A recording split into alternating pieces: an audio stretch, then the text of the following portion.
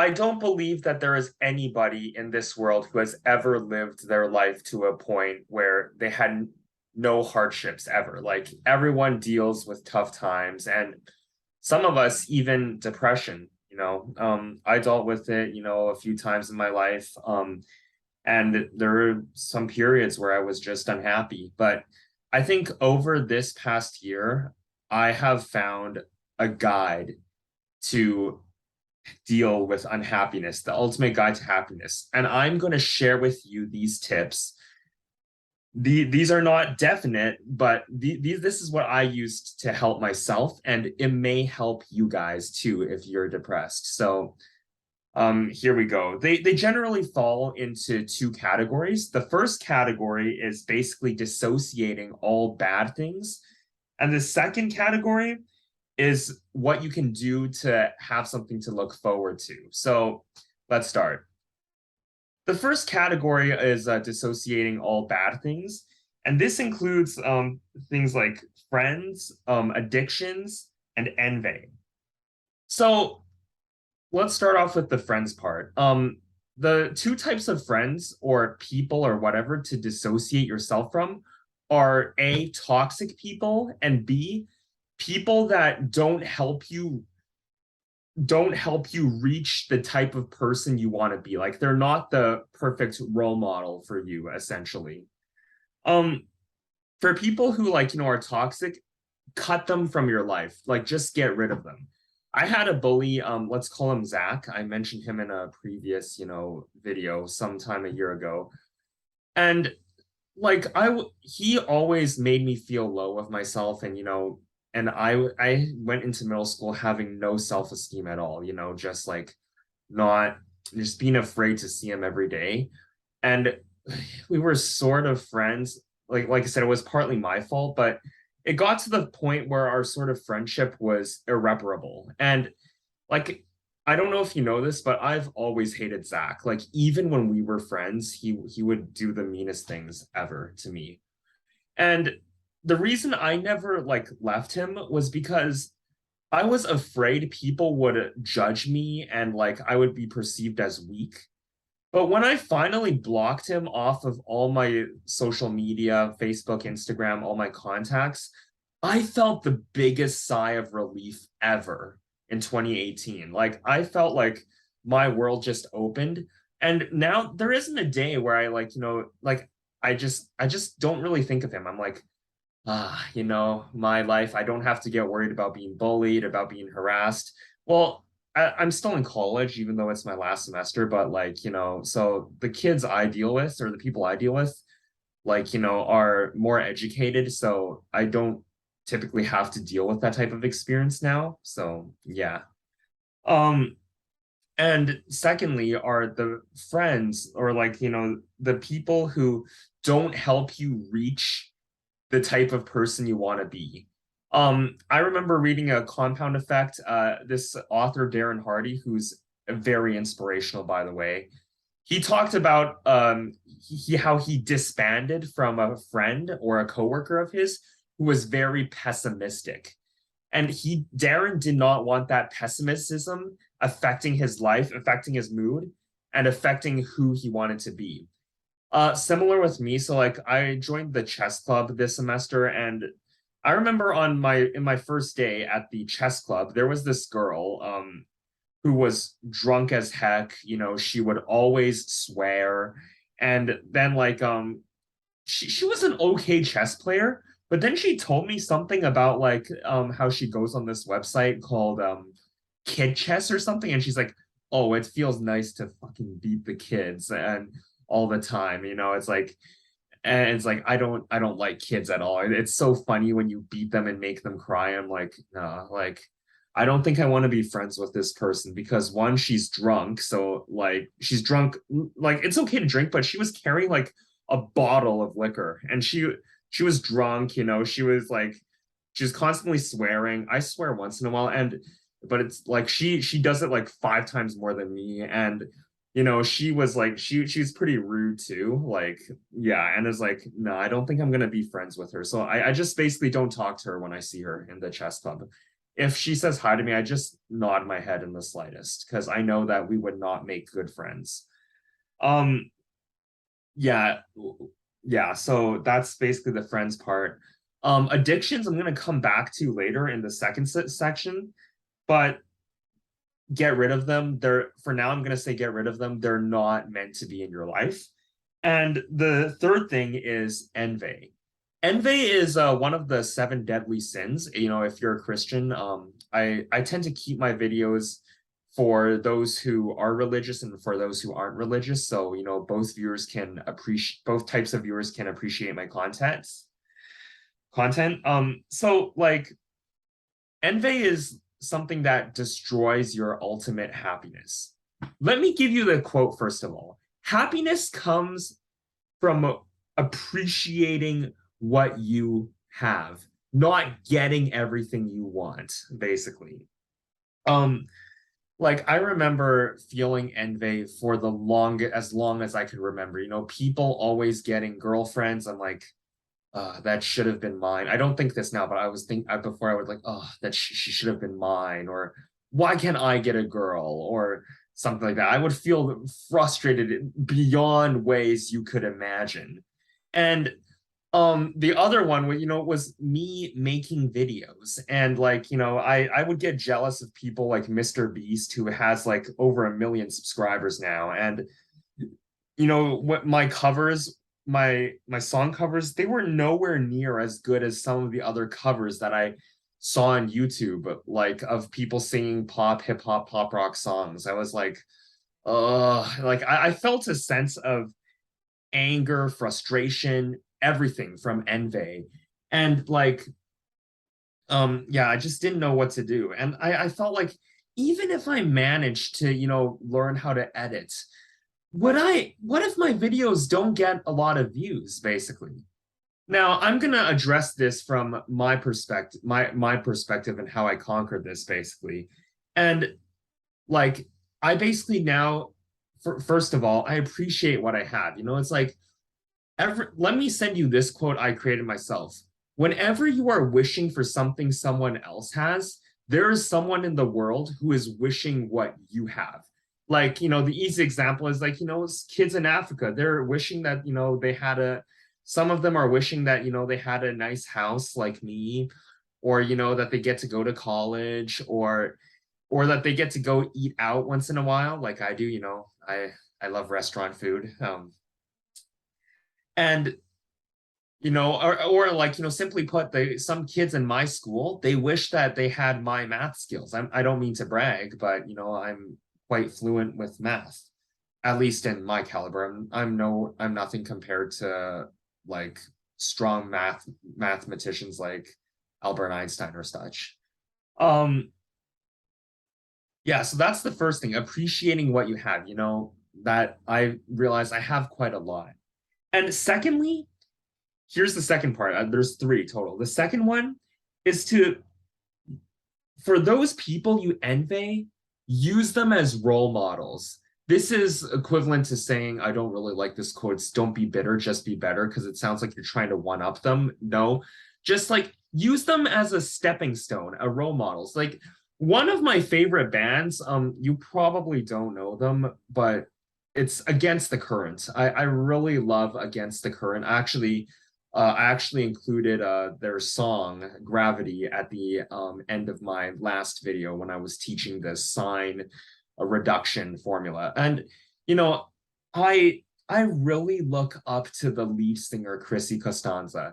Like, you know, she's really pretty. She has an amazing personality and great charisma. She's funny. You know, she shares my sense of immaturity. I didn't, Chrissy, if you're watching this, I didn't mean it in a bad way. Keep being immature. I'm saying this like I'm Holden Caulfield from Catcher in the Rye, but no, I'm not forcing you. But yeah, you know, and you know, she's just a great person overall. And you know, now, you know, I try to see how can I, you know, do things like her, like for example, look better. My success rate is dubious at best. You know, I try to do that, you know, I try to think, okay, and she's the reason I started learning how to use Filmora, like, and how to edit and such. It's gonna take a while for my video qualities to get better, but I'm getting there, and like you get the idea. I'm looking up to her as a role model to see how I could better myself.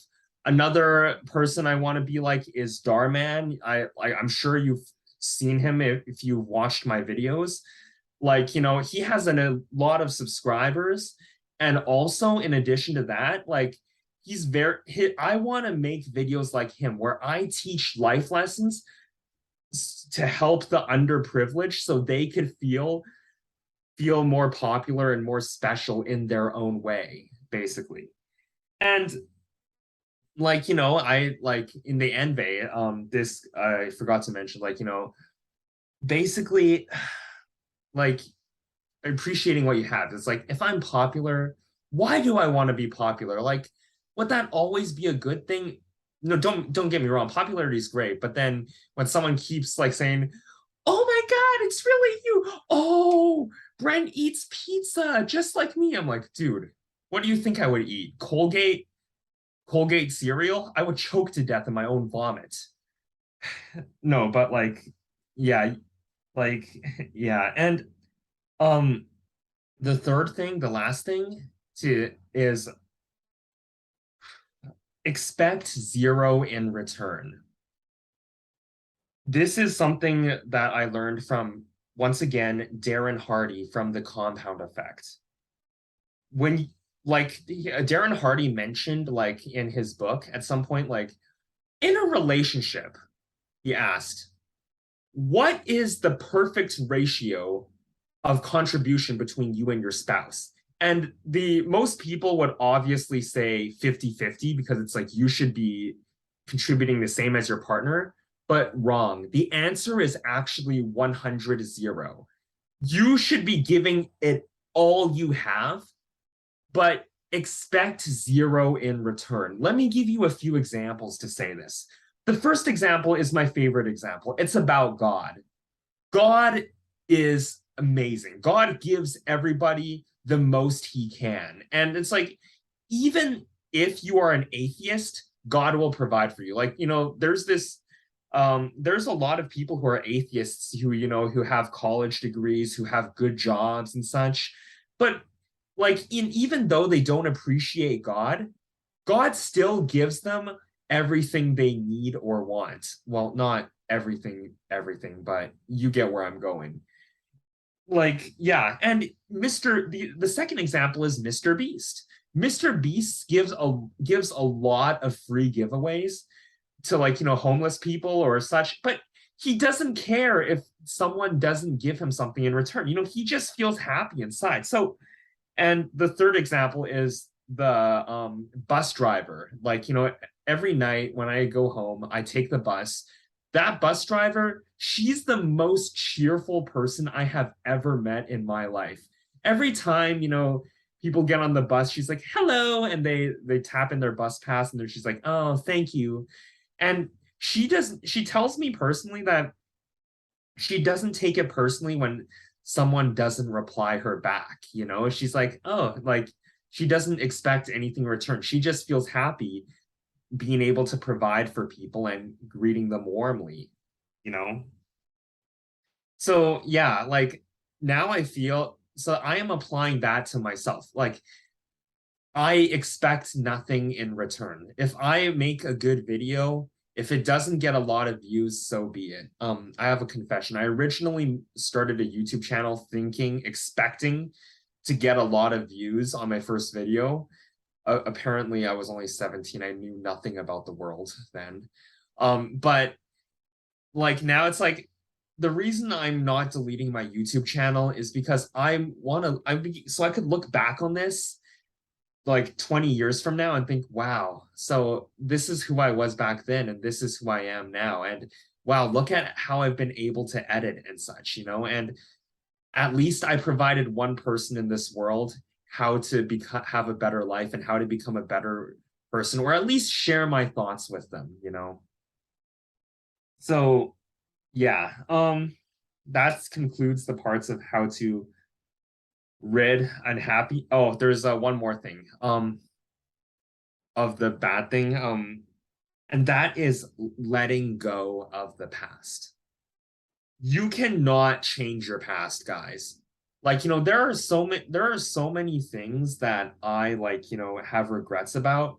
But what can I do to change it? Nothing, like I can't change time back to 2011 when Facebook when I first heard of Facebook, and then I was like, oh, I could get a Facebook account. I heard of it in 2014 and Facebook just started to die, but that's fine. I have regrets about, like there was this time when there was this period when I was too addicted to video games, and there were actually, I know it's hard to believe because I look like this, but there were actually girls who liked me, like liked as in a relationship, and wanted to become like wanted me to be their boyfriend, but I like they never explicitly said it, but I was just too stupid and blind to see the hint. And I remember a particular incident when I was too busy liking another girl and another girl was liking me, and I just didn't see it. And it's like it ate me up for a while, but it ended up causing me to miss out on so many opportunities or so many of the other good things in life. Like I would think about it for months, if not years. And you got to let that stuff go. Focus on the present. Yeah. Now we go to the second category, having something to look forward to. The first thing is like, even if it's the smallest thing in the world, if it's something to look forward to, just be happy about seeing it. Like for me, I'm looking forward to getting a job in January and graduating in December.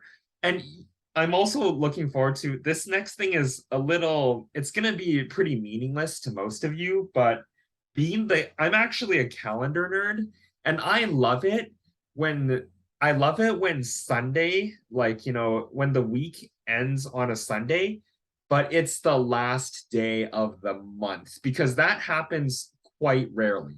And I am looking forward to Sunday, April 30th, 2023, and Sunday, August 31st, 2025, because in my 22 years of life, I have almost never seen it I have almost in my 22 years, I have almost never seen an April or an August Sunday, April 30th, or August 31st Sunday, because it happens so rarely. So I am looking forward to those days. The second thing is to have a goal or a hobby, one that helps you sort of grow as a person, or at least helps you learn a new skill. For example, butterfly collecting helps you become more observant, more curious, and it just helps you to know more about the world and such. um Learning an instrument helps you, like, yes, same thing. I'm learning how to play chess. I do 2 hours a day to play chess. My skills have gotten significantly better than all those chess titans videos that I posted. I'm not a very good player, but like I am doing it like 2 hours a day, and even though I'm not seeing many results now, I am having the compound effect, which I'll discuss about in a separate video, but because that's getting a little beyond the scope of my topic for this video.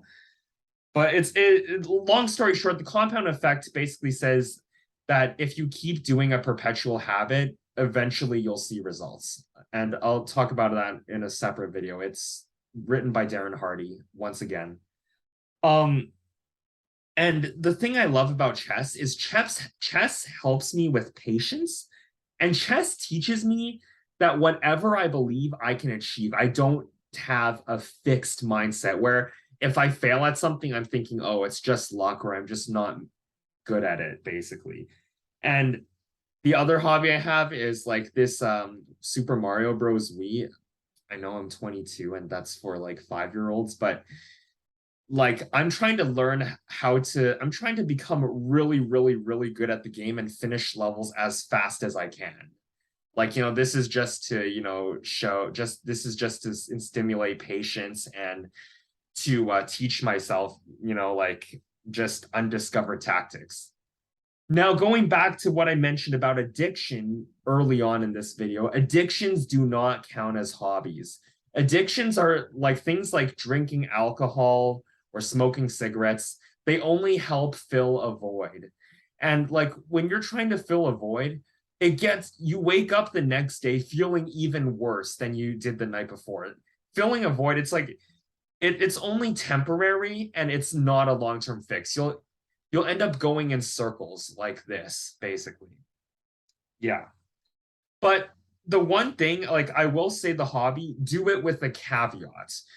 There, from a Christian perspective, um, this is known as battling, basically. Like I'm gonna, for those of you who are, I'm gonna like, yeah, I'm gonna explain this from a religious perspective. Like it's about battling. So like Satan, as you know, is the opposite of God and he wants you to be miserable. How does Satan do it in this context with sort of hobbies?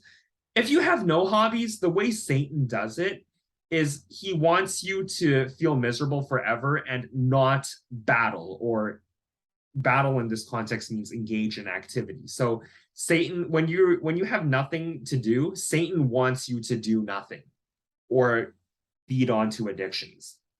But the thing is, after you pass that point and you have a hobby, the way Satan tries to make you miserable is he tries to get you to battle too much so that your hobby becomes an addiction. Like, let's say that you're trying to, avoid getting bored. So then you pick up a hobby of playing games. But then Satan makes you play too many games. I should know because Fortnite, oh boy, it's addicting. And then Satan tries to make you feel wanting to battle too much, basically. So, like, for those of you who are not religious, I'm saying hobbies, yes, try to develop hobbies that help you make you grow as a person, but do it with a caveat and make sure you don't get too addicted for it. For example, my Mario Bros hobby, I play a maximum an hour a day. So I'm battling, but I'm not battling too much.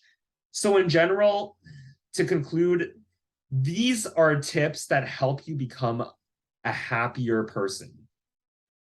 It doesn't matter what's happened to you in the past, be it that a girl rejects you or that you did not get chosen for a prize, or maybe even you lost a family member. But the one thing you can control, I'll tell you this, is your mind and your attitude towards life. That is one thing you can control. If you let it defeat you, it will defeat you. And you miss 100% of the shots you don't take. So regardless where you are in life, who you are, these are some of the tips I have to help you become happier or at least a better person. That is all for today. I'd love to stay, but for now, I gotta jump. I'll see you guys on the other side of the bridge. Catch you next time, and let me know if there's anything that you want me to talk about or anything I could have done better in this video. Bye.